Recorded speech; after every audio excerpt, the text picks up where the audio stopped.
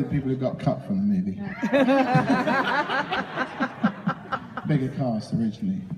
Yeah, those people sucked. It's the spirit chair. We'll start with the nuts and bolts question that we started the press conference with today, which is what was it about these stories that you loved?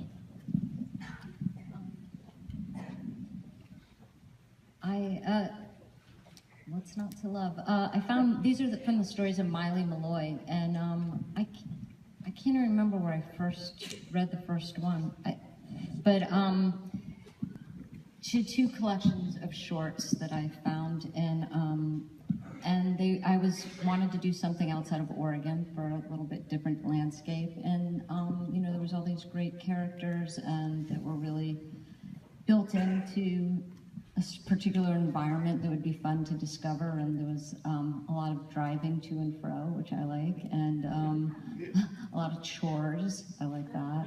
So all the basics. And yeah, and you were also, I think today you were talking about finding the ranch where Lily's character works and how serendipitous that was, because every other barn is red, and you were looking for a beige barn. Why were you looking for a beige barn? That was the sort of color palette. I thought it was going to be a really white movie. But Montana had the least amount of snow in the history of. Oh, that kind of white. Okay. Yeah, so I thought it was going to be yeah, it's very white in Montana also, but I also thought it would be snowing. It was just cold. Anyway, I thought I don't know, I had in my mind this beige ranch, and we drove around forever. At first we were looking for, Miley's story is a cattle ranch, but a horse ranch is actually much more fun to be around than cows. I can't even imagine how crazy that would have been. But anyway, we found this ranch and knocked on the people's door, and it was a lady rancher, and she had these 21 horses, and a couple hidden ones that her husband didn't know about in the back stable. And she ran the whole thing herself. Yeah. And her hidden horses? Yeah, she had an agreement with her husband. Her husband's allergic to hay, and he doesn't go into the back. But she, so she's got some contraband horses on the property, but so anyway, she laughed at the whole idea, and I'm sure didn't think we'd come back, and then we just kept coming back, and that was. Had some reticence about letting Lily work with the animals. Yeah, she was. The idea, she did not like the idea of an actor getting close to her animals, but then fell quite in love with Lily. Lily went and worked there for a couple weeks, and she loved the help. She loved the help. She did love the help. And then she named the colt that came after Lily. Aww. Oh man, that was perfect. Yeah. And that's her dog, Rowdy. Oh. Rowdy. I love Rowdy. Jared, I think we were talking before about how much you loved the place to shoot there. Yeah, it was gorgeous. It's desolate and massive, and not many people, and I think that's part of what the story is about as well. It's just, it's this sort of need to connect, and it's difficult to connect, and then yet there's this incredible beauty around you and this nature around you, and the horses have a better time connecting with each other than the people do. So it didn't go well on the set between the actors. So what do you mean? Yeah. No, I mean in the movie. In the movie. Yeah. Okay. Yeah. Okay. Good. I want to open it up for questions from the audience. If anybody wants to start the ball rolling, please jump in. Yeah, right there.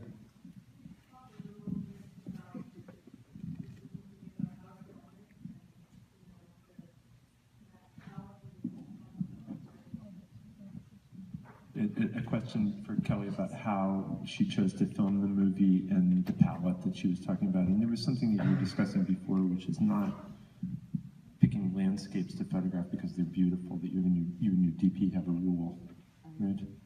The new beauty rule. Well, just that you can't have something for the sake of beauty. That the landscape has to sort of work in the scene. But the palette sort of began from some Milton Avery paintings, and sort of that was kind of the beginning point of it. That Tony Despera, our production designer here, who's here tonight, and April Napier, our costume designer, worked with, and we all kind of moved from that point. And the frames, I mean, the design of how the sort of shooting strategy was put in place, but then the ranch element of it was kind of a wild card. And so a lot of that was left up to Chris Blauvelt, who sort of had who's the DP, but he's also been a camera operator for a really long time, and he's a really excellent camera operator. So he had the goal in mind of what would happen each time, you know, you go into the corral to feed the horses, and then there's whatever happens every time Willie goes in to feed the horses. And that was a less controlled kind of shooting environment, obviously, but we did sort of have a shooting strategy for it, but he really had to move, and we all had to, we worked as a really scaled down crew for that part of the shoot, and learned to move in slow motion and not talk, and just try not to scare the horses and try to get them used to us. And that was a learning process over days. But for the rest of the film, it just is sort of a process of having a plan and then making that plan fit into the locations you find, and trying to, I don't know. Oh, it's, the frame. It's complicated. It's a process as you go, but yeah, I don't know. Next question. How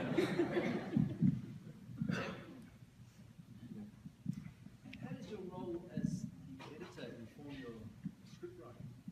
How does Kelly's role as the editor inform her script writing? Okay. Well, it can only inform the next script. I mean, it's more, I think that, well, I guess in a way, editing teaches you how to direct, for sure, because you know what you should have done, and you can only be mad at yourself.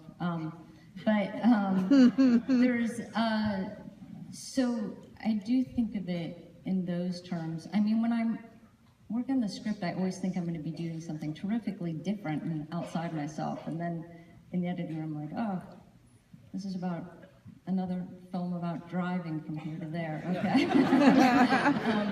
How did that happen? So I don't know. Yeah. Well, you mentioned another film about driving from here to there. There was a discussion today about this film being comprised of smaller actions and smaller interactions, and this is something that we all discussed today. And maybe Laura, if you want to start the ball rolling by just talking about how that focuses you as an actor in a different way from another kind of movie where everything is a little bit bigger. Maybe. Yeah, I think we were each speaking about our experience within our stories of the beauty of working with Kelly on and in the pauses of life, that we're investigating the places that perhaps a realization of self occurs, but in a very incremental way, and it often isn't at the aha moment in one's life, and it's a beautiful discipline to be guided by Kelly to pull back from revealing anything and really just being. And as much as an actor tries to be simple in that kind of truth with any character, for me it was a great opportunity and education to really be true to that, because this is someone who, my character, Laura, I remember that part, yeah. Whatever, I don't remember anything else about the movie, but I know her name was Laura.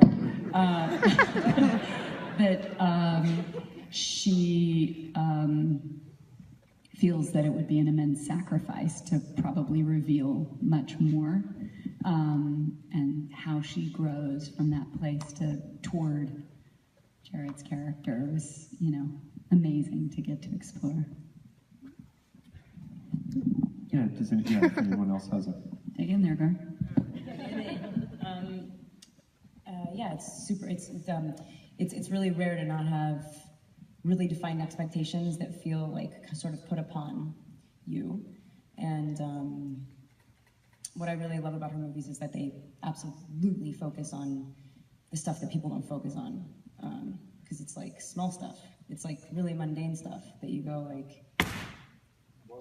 Oh, jazz. Yeah. like that. But just that it's super vulnerable to sit and not like play something. It's super revealing in a way that you're not in control of, which is like what good movies are about and da da da. Da da da da da. Okay, yeah, good job. Yeah, we've been doing this all day. Yeah. But we still mean it. Yeah. Yeah.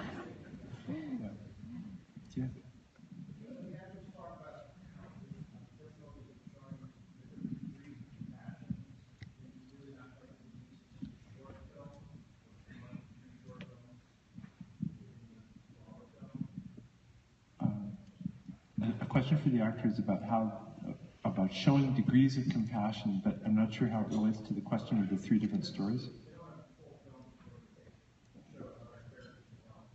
Well, that's a supposition, that they don't have a full film to what degree are you, we have this is, no. Kelly looks at me. Thank you, I should put Kelly as the greatest. Quickly.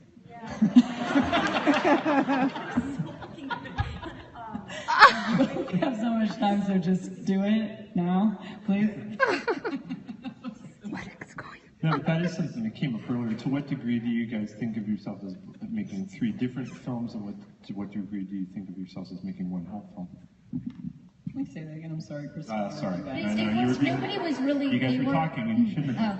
They were filmed in 3 different parts, so they were sort of. There wasn't a lot of overlap with people in the different stories getting to.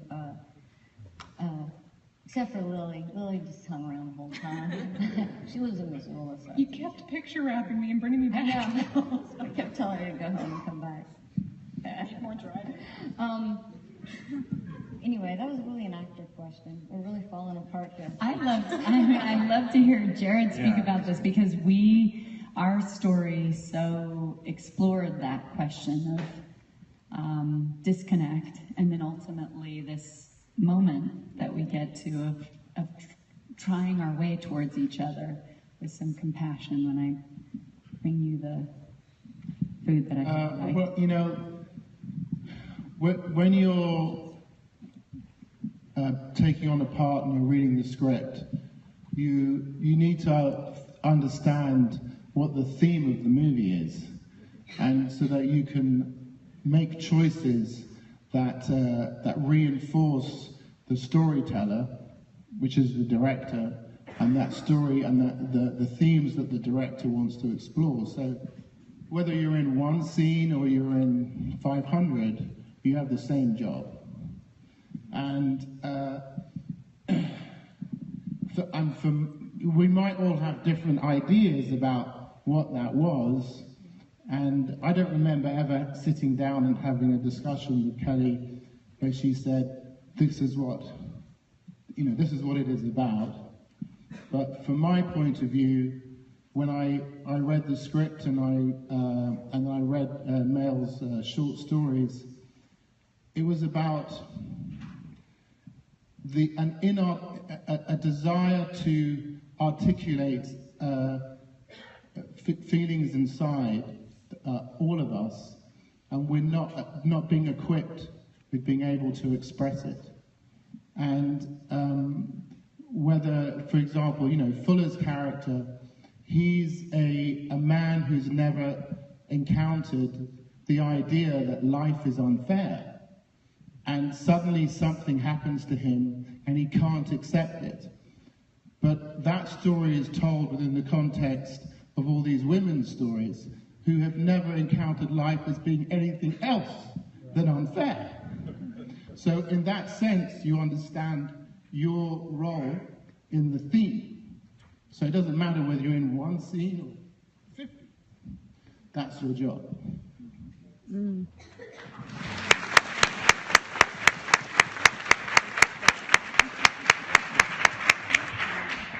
We have time for one or two more. Yeah.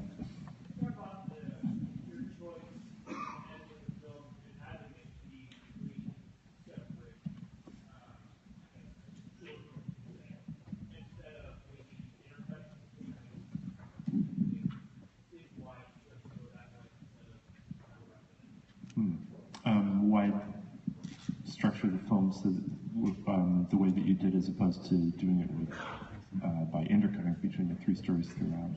That would have been a very different kind of movie. Huh? Yeah, it would have moved at a really different pace, and I don't think you could have would have been able to really sink in with anybody for any long enough to sort of gain any attachment, I think. And I feel like it would be sort of drawing a lot of false parallels that weren't really there or intended. So they were, I mean, I think in the script phase I did fool around with that, but it just never really felt right. Yeah.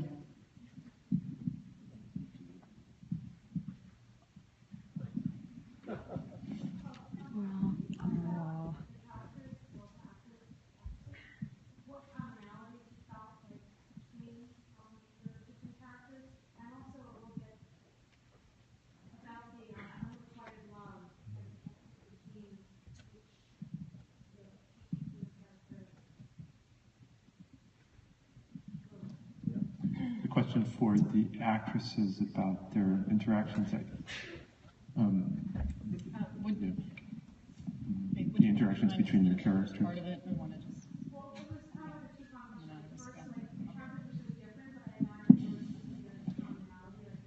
Well, what I saw was strong women, kind of, for me, one thing I found that drew the rancher to Beth so immediately was a strong woman, head of household, recognizing that immediately, and recognizing that she's exhausted, help her out.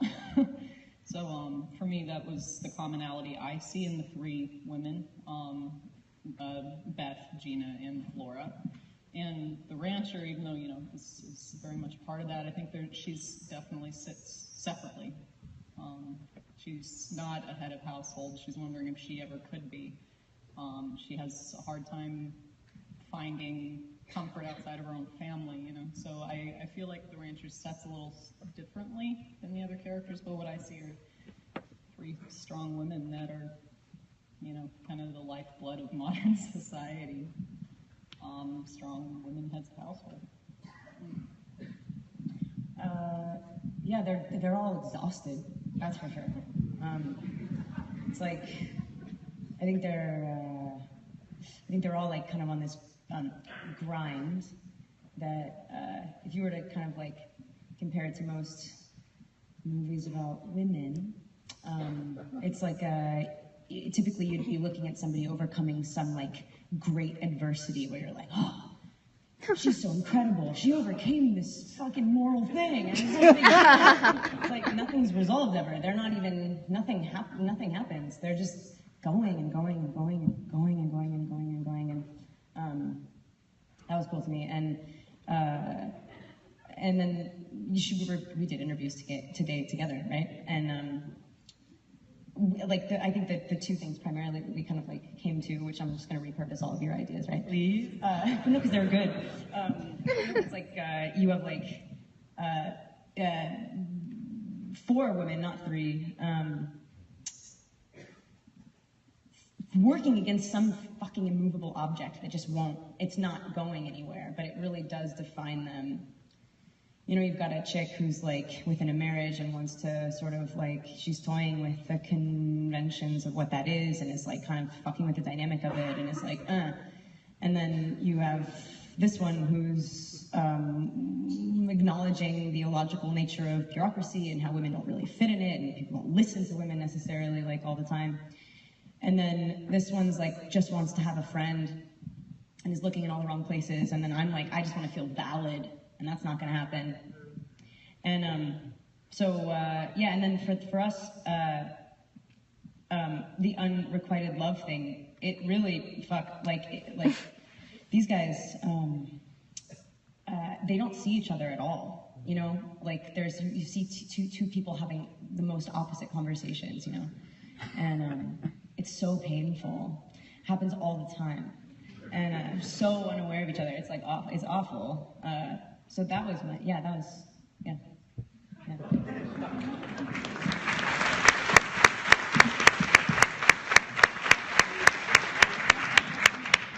We have the high sign from off stage, but thank you guys, everybody. Thanks.